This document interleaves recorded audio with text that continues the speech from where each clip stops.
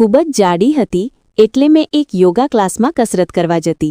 એક દિવસ ક્લાસમાં કોઈ ન હતું.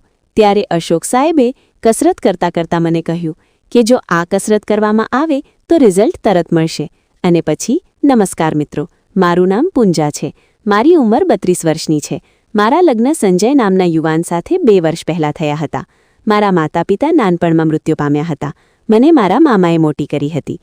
જ્યારે હું 30 વર્ષની થઈ ત્યારે મારા મામાએ મારા લગ્ન સંજય નામના યુવાન સાથે કરી દીધા. સંજય ગામની અંદર એક કરિયાણાની નાની દુકાન ચલાવતો હતો.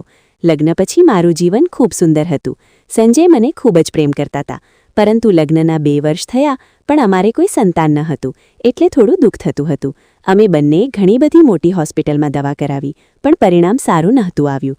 પણ ઈશ્વરને ઘેર દેર છે અંધેર નથી.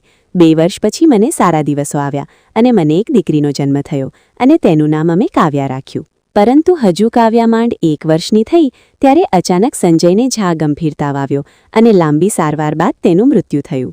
હવે જીવનમાં હું એકલી થઈ ગઈ હતી.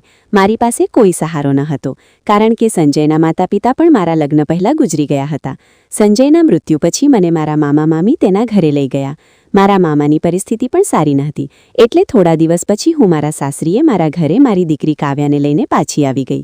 હવે ઘરનો ખર્ચ અને બીજી બધી જરૂરિયાત માટે મેં મારા પતિની કરિયાણાની દુકાન પર બેસવાનું ચાલુ કર્યું. ધીમે ધીમે મારું જીવન વ્યવસ્થિત થવા લાગ્યું. હું રોજ સવારે દુકાન ખોલતી, કાવ્યાને તૈયાર કરીને મારી સાથે લઈ જતી. હું ગ્રાહકોને સામાન આપતી ત્યારે કાવ્યા મારી બાજુમાં બેસીને રમતી અને બિસ્કિટ ખાતી. ધીમે ધીમે ગ્રાહકો વધવા લાગ્યા, એટલે મેં એક યુવાનને કામે રાખ્યો. તે મને ને દુકાનના દરેક કામમાં મદદ કરતો. તે ખૂબ જ સમજદાર અને શરમાવ યુવાન હતો. તેનું નામ હતું રાજુ.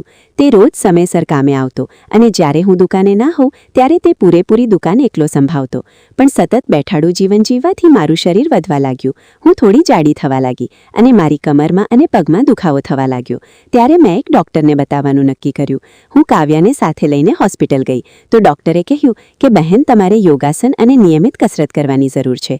હું દુકાને પાછી આવી અને રાજુને વાત કરી કે તારા ધ્યાનમાં કોઈ કસરત ક્લાસ કે યોગા ક્લાસ છે? તો રાજુએ કહ્યું કે તેના ઘરની બાજુમાં એક મોટું જીમ છે. ત્યાં યોગા, કસરત, ઘણા બધા ક્લાસ ચાલે છે. હું રાજુને લઈને ત્યાં ગઈ અને બીજે દિવસથી ત્યાં નિયમિત કસરત કરવા જવાનું નક્કી કર્યું. બીજે દિવસે હું સફેદ પેન્ટ અને ટી-શર્ટ પહેરીને કાવ્યાને દુકાને રાજુ પાસે મૂકીને ક્લાસમાં પહોંચી ગઈ. ત્યાં મારી મુલાકાત અશોક સર સાથે થઈ. તે યુવાન અને હેન્ડસમ હતા. તે મને શરીરની ચરબી ઓછી થાય તેવી એક્સરસાઇઝ કરાવવા લાગ્યા. તે રોજ નવી નવી કસરત કરાવતા અને તેના લીધે મારી કમરને ખૂબ આરામ આવતો. હવે રોજ રોજ મારી અશોક સર સાથે મુલાકાત વધવા લાગી અને વાતો પણ વધવા લાગી. ધીમે ધીમે મને સમજાયું કે સાહેબ મને પસંદ કરે છે. એક દિવસ કસરત પૂરી કર્યા પછી મને ચા પીવા માટે આમંત્રણ આપ્યું. અમે બંને બાજુના રેસ્ટોરન્ટમાં ચા પીવા માટે ગયા. સાહેબ મારી આંખોમાં જોતા હતા. તેણે અચાનક મારો હાથ પકડીને કહ્યું, પૂંજા, પૂંજા, હું તને ખૂબ પ્રેમ કરું છું અને તારી સાથે લગ્ન કરવા માંગુ છું. તેની વાત સાંભળીને મારી આંખોમાં આંસુ આવી ગયા.